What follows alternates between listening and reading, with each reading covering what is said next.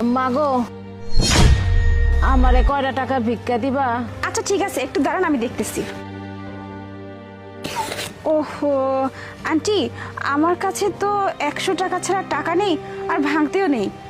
আচ্ছা ঠিক আছে, কোনো ব্যাপার না, আপনি 100 টাকায় রেখে দিন। আল্লাহ আপনার বালা করুক মা, তুমি অনেক বালা মানুষ, তুমি জীবনে অনেক কিছু করতে পারবা মা। মা একটু দাঁড়াও না।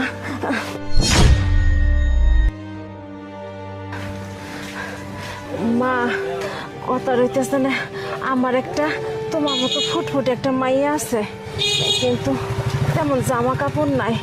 তোমার যদি পুরান কোনো কাপড় থাকে যেগুলার পরো না, 2-1টা কাপড় দিলে না অনেক ভালোই। তো সামনে ঈদ, আঙ্গতরে তো টাকা পয়সা নাই যে কিনা কেটে দিব। যদি তোমার পুরাতন কাপড় গুলো দিতা না, তাহলে আমার মায়েরা অনেক খুশি হইতো, অনেক খুশিতে ঈদটা করতো। দিবা মা? আচ্ছা ঠিক আছে, সে না হয় আমি আপনাকে আমার কিছু পুরাতন জামা কাপড় দিলাম, কিন্তু আপনি এভাবে ভিক্ষা করেন কেন? আপনার কি স্বামী নেই? আপনার কি মেয়ে ছাড়া আর কোনো সন্তান নেই যে আপনার দেখাশোনা করতে পারে? আমার স্বামীর কথা কইতেছ?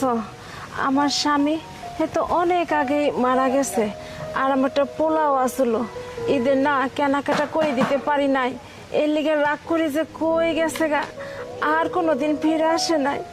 এখন মা, তুমি এনে এখনো ভিক্ষা করতেছো? আরে সন্ধ্যা হয়ে যাইতেছে, বাড়িতে চলো তো তাড়াতাড়ি। লিমা, তুই এখানে? তুই ওনাকে মা বলে ডাকলি, তার মানে উনি কি তোর মা? হ্যাঁ, উনি আমার মা। আমার মা না এখানে ভিক্ষা করে আমাকে এত বড় একটা কলেজে পড়াচ্ছে। হ্যাঁ, আমি যা বোঝার যা শোনার সব শুনেও নিছি, বুঝেও নিছি। এখন আমি যেটা বলবো সেটা তুই শুনবি। তুই আর তোর মা এখন আমার সাথে আমার বাড়িতে যাবি। না রে, এখন আর তোদের বাসায় যাব না, এমনিতে সন্ধ্যা হয়ে যাচ্ছে, বাসায় গিয়ে রান্না করতে হবে।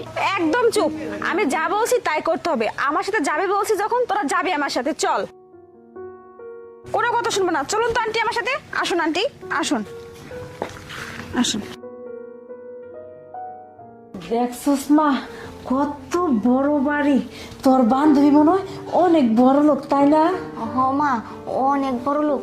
ওই মনে হয় আঙ্গ কিছু দিব, ইয়ার লিগে বাড়িতে নিয়ে আইছে। হ, আঙ্গ মনে হয় অনেক কিছু দিব। প্রিয়া, মা, বোন, তোমাকে আমি কত খুঁজেছি মা, কোথাও তোমাকে পাই নাই। আর তোমরা নাকি আমার বাড়িতে আসছো। মা, তো তোমরা কই গেছিলা? হ্যাঁ,